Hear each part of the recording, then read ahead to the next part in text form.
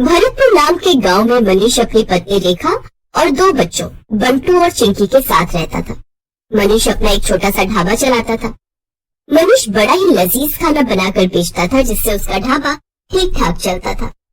वाह यार मनीष, क्या लाजवाब खाना है। तुझे पता है, इतना स्वादिष्ट पालक पनीर मेरी माँ भी बनाया करती थी यार। सच में मनीष भाई, मजा आ रहा है। उसके ढाबे पर उसके गांव के और आसपास के गांव के लोग खाना खाने आते रहते थे।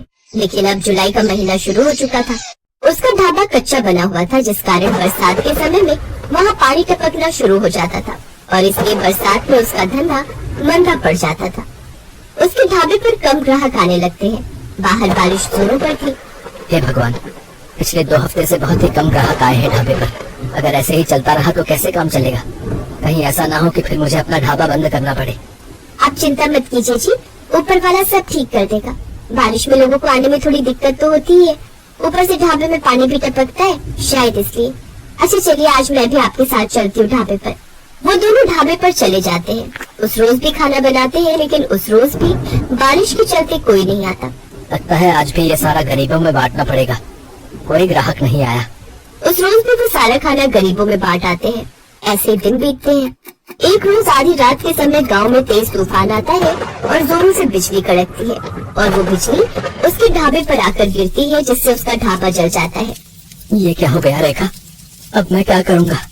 मेरी तो रोजी रोटी ही छिन गई।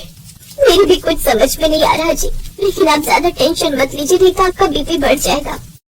दिन पर दिन बारिश बढ़ती जा रही थी और मनीष उसी बारिश में काम ढूंढने निकलता है, लेकिन उसे कहीं भी काम नहीं मिलता। उल्टा सारा दिन बारिश में भीगने के कारण उसे सर्दी लग जाती है। अब जैसे तैसे वो अपने दिन काट रहे थे। फिर एक रोज रेखा का मुंह बोला भाई माधव उनके घर आता है। अरे जीजा जी, इतनी बारिश में रोज रोज काम ढूंढने निकलते हो, बेकार में परेशान होते हो। इससे तो अच्छा ये होगा कि आप मेरे साथ चलो और मेरी दुकान पर काम करो। वैसे भी मेरा आदमी अपने गाँव गया हुआ है और मैं आपको महीने के आखिर में तनख्वाह दे दिया करूंगा। क्यों दे दी? ठीक कहा ना मैंने? हाँ, माधव बिल्कुल ठीक कह रहा है जी। वैसे भी अपने पास और कोई काम तो है नहीं अब, तब तक यही काम कर लो आप। अच्छा ठीक है माधव, तुम कहते हो तो मैं यही कर लेता हूँ। वैसे भी घर खर्च तो चलाना ही है ना। अब मनीष माधव की दुकान पर काम करने लगता है। वो बिना 1 मिनट भी आराम किए सारा दिन मेहनत करता, अनाज की बोरियों को ट्रकों से उतारता और दुकान के अंदर का सारा काम संभालता। लेकिन जैसे ही महीना पूरा होने को आता है, तभी तनख्वाह देने के नाम पर वो टाल मटोली करने लगता है। तनख्वाह? कैसे तनख्वाह जीजा जी? ये तुम कैसी बातें कर रहे हो माधव? तुम्ही ने तो उस रोज रेखा के सामने कहा था कि महीने के आखिर में तुम मुझे तनख्वाह दोगे। नहीं नहीं, ऐसा कुछ नहीं है। आपको काम की जरूरत थी, मैं जानता हूँ, लेकिन मैं आपको यहाँ पर काम करने नहीं, मदद करने के लिए बुलाता था। और मदद करने के लिए भी कोई पैसे लेता है क्या? ये तुमने मेरे साथ ठीक नहीं किया माधव, मैं तुम्हें देख लूंगा।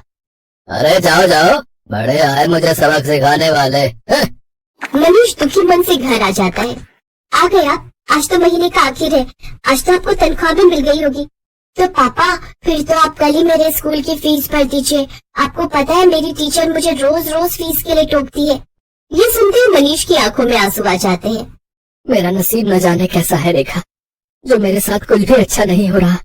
आप रो क्यों रहे हैं? ठीक से बताइए ना क्या बात है। फिर मनीष उसे सारी बात बताता है। हे राम, वो इतना बड़ा मक्कार निकलेगा मैंने कभी नहीं सोचा था। छी, उसे तो भाई कहते हुए भी शर्म आ रही है मुझे।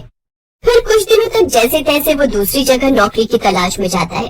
तब जाकर उसे एक बड़ी कोठी में ड्राइवर की नौकरी का काम मिल जाता है, जहाँ उसे महीने के 10,000 रुपए तनख्वाह के रूप में मिलते हैं। लेकिन इससे वो ड्राइवरी के अलावा अपने घर के काम भी लेते और इसी के सहारे अपना घर खर्च चलाता है।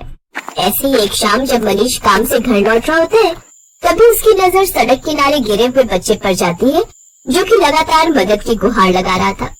कोई मेरी मदद करो। ये तो किसी बच्चे की आवाज आ रही है।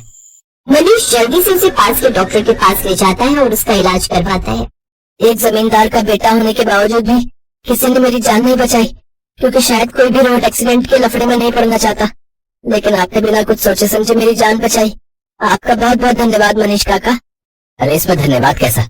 तेरी जगह अगर मेरा बेटा होता तो क्या मैं उसकी जान नहीं बचाता? उधर जैसे ये बात जमींदार को पता चली, वो दौड़ा दौड़ा आया और उसने वीरेन को गले से लगा लिया। तेरा बहुत बहुत शुक्रिया मनीष। अगर आज तू ना होता तो पता नहीं मेरे बेटे का क्या होता।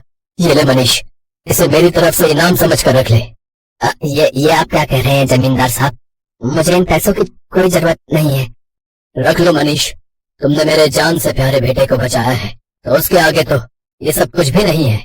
मनीष जब घर आकर देखता है तो वो पूरे 5 लाख रुपए होते हैं। ये देख वो बहुत खुश होता है। अब वो जल्दी सड़क किनारे अपनी जमीन पर खुद का पक्का ढाबा खोल लेता है। सड़क किनारे होने से अब उसकी और भी ज्यादा कमाई होने लगती है। अब बरसात में न तो उसके ढाबे की छत टपकती और न ही ग्राहकों की कमी होती, क्योंकि गाड़ियों में घूमने निकले लोग उसके ढाबे पर ही अपनी गाड़ी रोकते और लजीज लजीज खाना खाकर बारिश के मजे लेते। अब मनीष अपनी पत्नी और बच्चों के साथ खुशी खुशी रहता।